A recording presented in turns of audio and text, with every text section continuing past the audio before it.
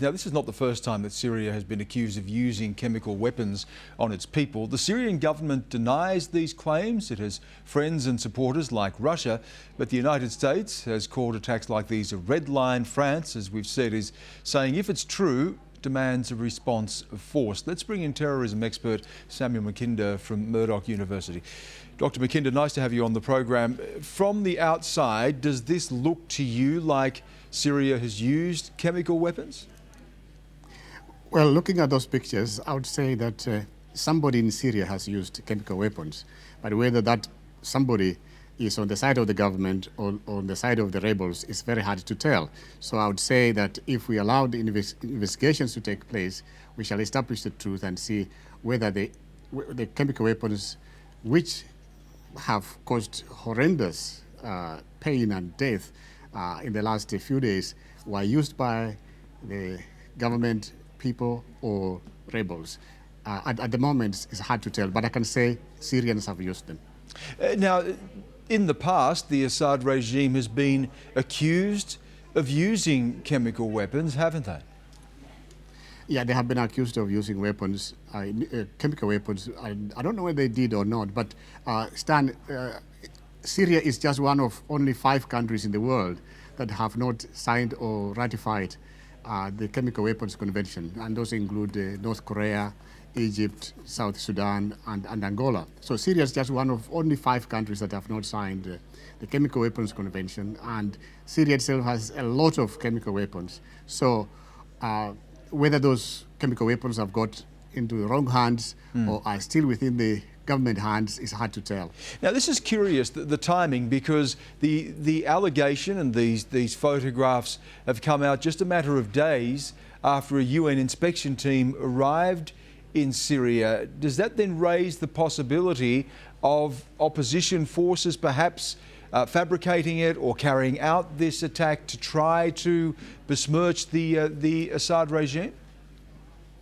That is also a possibility, because when you consider that UN inspectors arrived in Damascus only a few days ago, I think on Sunday, and then a few days later we learned that chemical weapons have been used, you wonder whether the people who used them wanted to put the government of Bashar al-Assad in bad light, or what their intention was. But consider that the UN inspectors have just arrived.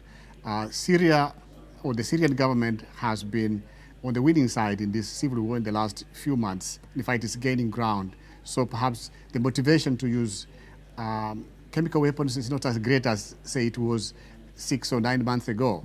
But I don't want to prejudge the issue. If investigations are done thoroughly, perhaps we shall establish who might have used them.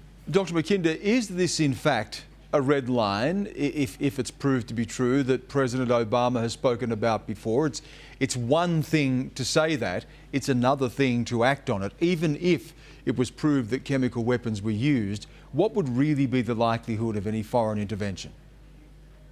Well, I would say the issuing of that statement, red light, was somewhat careless on the part of President Obama, because by doing that, he has now allowed himself to be manipulated by other forces, because he has no control over what is happening in Syria. And to issue a statement of that kind, to suggest that when chemical weapons are used, they have crossed the red line, you need to know with certainty who has used them. But the US government, with all its intelligence, powerful intelligence forces, has not been able to tell exactly who has used those weapons.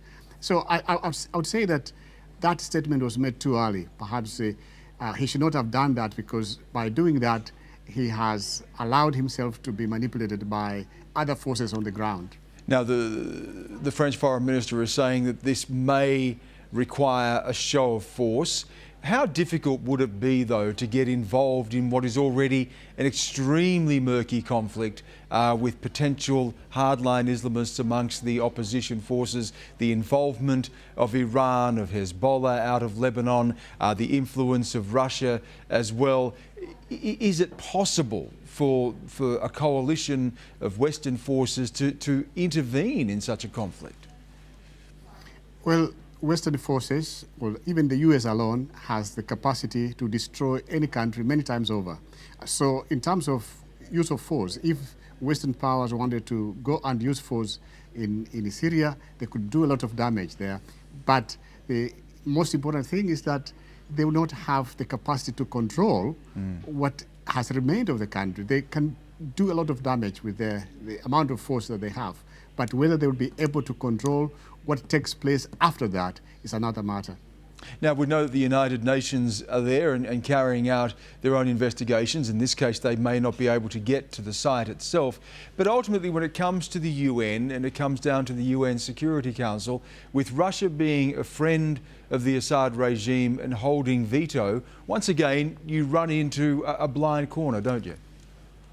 You do. And Kofi Annan, who was the former Secretary General of the United Nations, who was the first person appointed to mediate in this conflict, resigned 2 years ago, claiming that members of the permanent members of the Security Council were supporting different parties in the conflict, and therefore he couldn't make any progress. So I would say the crisis has been dragging on for the last 2.5 years, partly because of what some members of the Security Council have been doing. Some have been supporting rebels, others supporting the government of Bashar al-Assad. Yeah, extraordinarily complicated picture. Sam Makinda, again, thank you very much for joining us here on Newsnight. My pleasure.